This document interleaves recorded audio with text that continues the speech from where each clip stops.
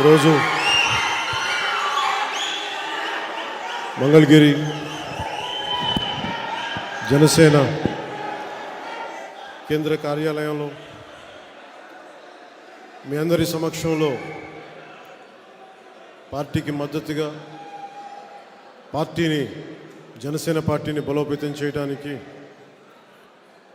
Visakha south నుంచి కార్పొరేటర్గా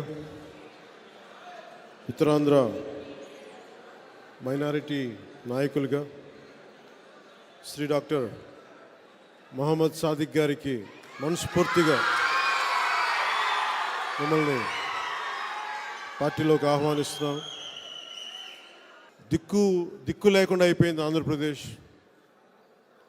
కుక్కలు చింపిన ఇస్తర్లా అయిపోయింది వైసీపీ పాలనలో. దీనిని గాడిలోకి పెట్టాల్సిన అవసరం ఉంది. సో ముఖ్యంగా రెండు విషయాలు చెప్పి, ముఖ్యంగా మైనారిటీ, నా ఉద్దేశంలో ఎప్పుడు మీరు మైనారిటీ అనే పదం నాకు ఎప్పుడు ఇబ్బందిగా ఉంటుంది. ఎందుకంటే మిమ్మల్ని మెయిన్ స్ట్రీమ్లో ఉండాలి అని కోరుకునేవాడిని. మైనారిటీ అనే ఒక పదంతో మిమ్మల్ని మీరు దూరంగా అయిపోవడం నాకు చాలా బాధ కలిగిస్తుంది. అందువల్ల మీరు మెయిన్ స్ట్రీమ్ నాయకులుగా ఉండాలి మీరు అందరూ మనస్ఫూర్తిగా నేను కోరుకుంటాను. మీ అందరికీ ఒక భయం, ఒక ఇబ్బందికరమైనది ఏముంటుందంటే, నేను బీజేపీతో ఉన్నాను, అది అందువల్ల మేము రాలేకపోతున్నాం అని చెప్పి నన్ను ప్రేమించే చాలామంది నా అభిమానులు కూడా చెప్తూ ఉంటారు. కానీ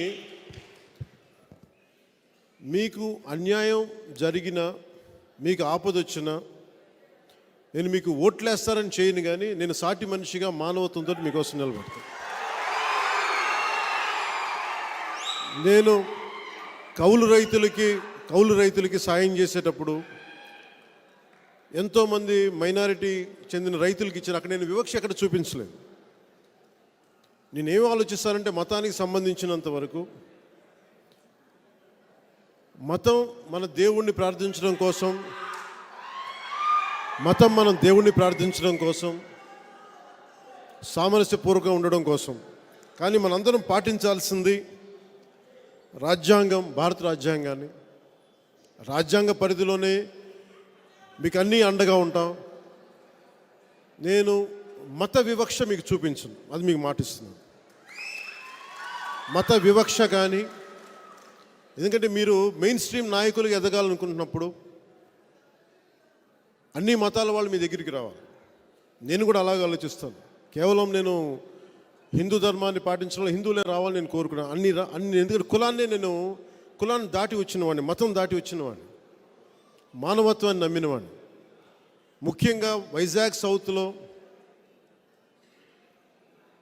సౌత్కు సంబంధించి చాలామంది ముస్లిం నాయకులు నా దగ్గరికి అంతకుముందు కూడా వచ్చినారు. వారందరి ఇబ్బందులు, కష్టాలు తెలుసు. మనస్ఫూర్తిగా సాదిక్ గారి సమక్షంలో చెప్తా ఉన్నాను. ఇక్కడికి వచ్చిన మా ఆడపడుచులకి, పెద్ద తల్లులకి, అక్క చెల్లెలందరికీ కూడా పేరు పేరున చెప్తున్నాను. యువతకి నేను మీకు అండగా నిలబడేవాడిని. నేను ఎక్కువ చెప్పదలుచుకోలేదు. భవిష్యత్తులో మీకు ఏం చేస్తానో వివరంగా చెప్తాను వైజాగ్ వచ్చినప్పుడు. మీరు ఒకసారికి జనసేనని నమ్మండి.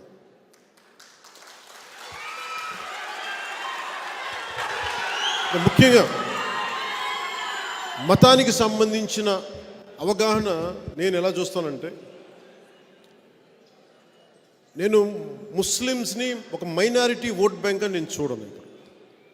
ఓట్ల కోసం ముస్లిమ్స్ని వాడుకుందాం, మీకు నచ్చే 4 మాటలు మాట్లాడదాం, ఓట్లు తీసేసుకుందాం అనే కంటే కూడా నేను ఆలోచించేది మీ ప్రాంతాల్లో అభివృద్ధి ఎలా ఉండాలి, మంచి చదువులు చదివేలాగా మీకు విద్యావకాశాలు, అలాగే మీరు విదేశాలకు వెళ్ళాలంటే మీకు ప్రభుత్వం నుంచి ఎలాంటి సహాయాలు రావాలి, ముస్లిం మహిళలకి, ఆడపడుచులకి ఎలాంటి అవసరాలు ఉన్నాయి, అవన్నీ మీతో మాట్లాడి తెలుసుకొని దానికి తగ్గట్టుగా కార్యక్రమాలు చేయటం, దానికి తగ్గట్టుగా పాలసీలు రూపొందించడం, ఇలాంటివన్నీ చేస్తాం. మీరు ఈ ఒక్క ఎలక్షను ఒక ప్రయత్నం చేసి చూడండి. మీరు సంపూర్ణంగా ఒక మనిషిని నమ్మాలి అని నేను అనుకోవట్లేదు. 2024 ఎలక్షన్లో మీరు అందరినీ చూశారు, వైసీపీని చూశారు, కానీ మీరు నన్ను జనసేనని నమ్మండి. నేను ఈరోజు వరకు కూడా ఒక మాట ఇస్తే నేను వెనక్కి వెళ్ళా. నేను అన్ని ఆలోచించే మాటిస్తాను మీకు ఎందుకంటే నేను ముస్లిం రక్షణ అభివృద్ధి చాలా కీలకం. సో అందుకని మీరు మనస్ఫూర్తిగా మమ్మల్ని నమ్మి ఈరోజు జనసేన పార్టీ ఆఫీస్కి వచ్చి మీరు మనస్సాధారణంగా మీరు ఇంత బలంగా వచ్చి నిలబడినందుకు పేరు పేరున ప్రతి ఒక్కరికి నా ధన్యవాదాలు. ప్రతి పేరు పేరున ప్రతి ఒక్కరికి